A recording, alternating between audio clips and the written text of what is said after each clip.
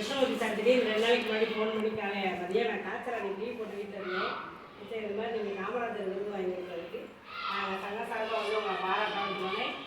புதுசாக யோசித்தேன், என்ன திடீர்னு சங்க சார்பாக பாராட்டுறேன்னு சொல்லும்போது இது வரைக்கும் இந்த மாதிரி நடைமுறை இல்லை. இப்போ பரவாயில்ல, அடுத்த தலைமுறைகள் வரும்போது நம்ம அப்படி ஒரு வழிகாட்டியாக ஒரு நிகழ்ச்சியை நடத்திட்டு இருந்தாங்கன்னா இனிமேலும் தலைமுறைகள் இது மாதிரி சந்தோஷமாக அவங்களும் முன்னேற்பாடாக இது மாதிரி நம்ம ஸ்கூல் நல்லா வச்சுட்டோம்னா நம்ம உண்மையிலே இப்போ வந்து ரொம்ப டீச்சர்ஸ் எல்லாருமே நாங்கள் சங்கம் மாதிரி பழகவே மாட்டோம்.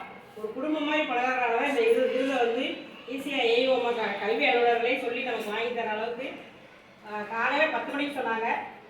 நம்ம சிவா சாரோட உதவியாட்டா அன்றைக்கி 1 மணி நேரத்தில் நான் எழுதுனது ஒரு 1/2 மணி நேரம், டைப் அடித்தது ஒரு 10 நிமிஷம், ஃபோட்டோஸ்லாம் ஒட்டினது ஒரு 1 மணி நேரம். சிவாவிஸ்க்கு போய் அன்றைக்கி மதியானம் 3 மணிக்கு கொடுக்க போயிட்டோம். கையெழுத்தெல்லாம் போட்டு 3 புக்கு ரெடி பண்ணி கொடுக்க போயிட்டோம்.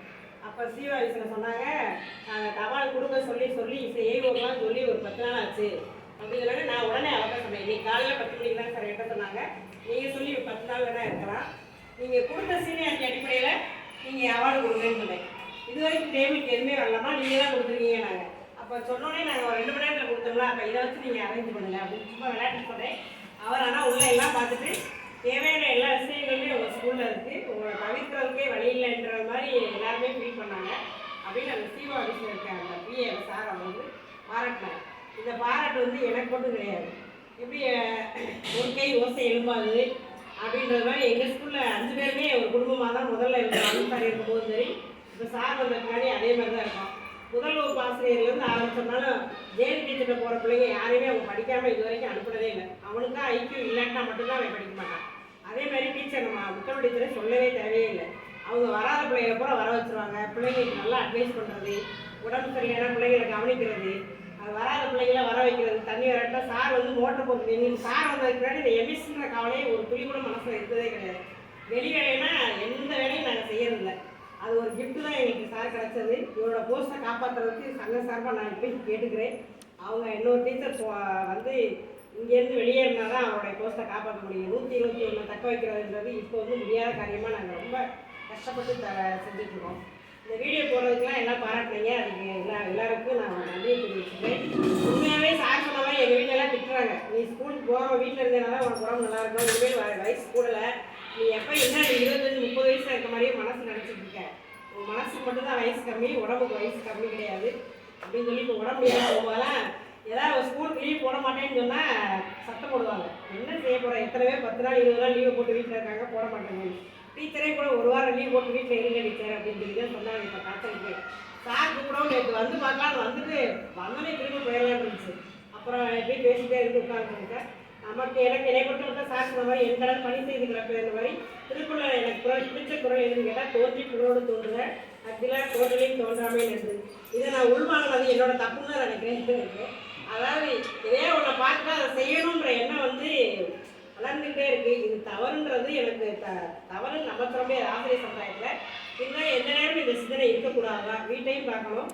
எப்போ பார்த்தாலும் போனோடனே இந்த பிள்ளைங்க வந்தோடனே நான் வரையா டீச்சர் நீங்கள் என்ன பண்ணி சொன்னீங்க, இன்றைக்கி என்ன நீங்கள் செய்யலாம் ஆக்டிவிட்டி, நீங்கள் சொன்னதெல்லாம் நாங்கள் படிச்சுட்டு வந்துட்டோம் ஆக்டிவிட்டி எங்களோட. அதாவது இதில் என்ன ப்ளஸ் பாயிண்ட்டுன்னு சொல்லிட்டேன், ஒரு ஆக்டிவிட்டி செய்யலான்னு சொன்னால் நான் சொல்கிறத பூரா படிச்சுட்டு வந்துடுவாங்க.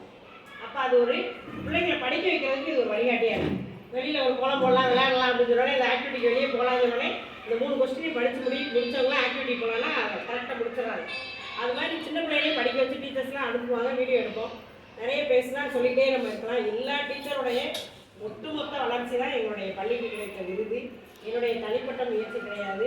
நீங்கள் அனைவரும் வந்து பாராட்டினது உண்மையாக டீச்சருடைய கவிதையில் எனக்கு கவிதை வரிகள் ரொம்ப பிடிக்கும். அவங்க எழுதியிருந்த கவிதைகள் பிடிச்சிருந்துச்சு. நீங்கள் பேசுனது எல்லாருமே எங்களை பாராட்டினது உண்மையாகவே நாங்கள் பிரமிக்கிற மாதிரி தான் இருந்துச்சு. சார்ட்டே நிறையா திறமை இருக்குது, ஆனால் அவர் வெளிப்படுத்தாமல் வெளி வேலையாக பார்த்துட்டு இருக்காரு. நாங்கள் எல்லாம் ஒரே ஸ்கூலில் ஒன்றா வேலை பார்த்தனால தெரியும். அந்த மாதிரி எல்லாருமே இப்போ கிருஷ்ணமூர்த்தி சார்லாம் எங்கள் பக்கம் வந்த பின்னாடி எங்களுக்கு நல்லா ஹெல்ப் பண்ணுறாங்க. திருமூர்த்தி சார் எதுனாலும் நம்ம சொன்னால் சார் நாங்கள் படிக்கும்போது அங்கே வேலை பார்க்கும்போது நடத்துறாங்க சார், அப்பயுமே செயல்பாடுகளெல்லாம் பாராட்டுவாருங்க சார்.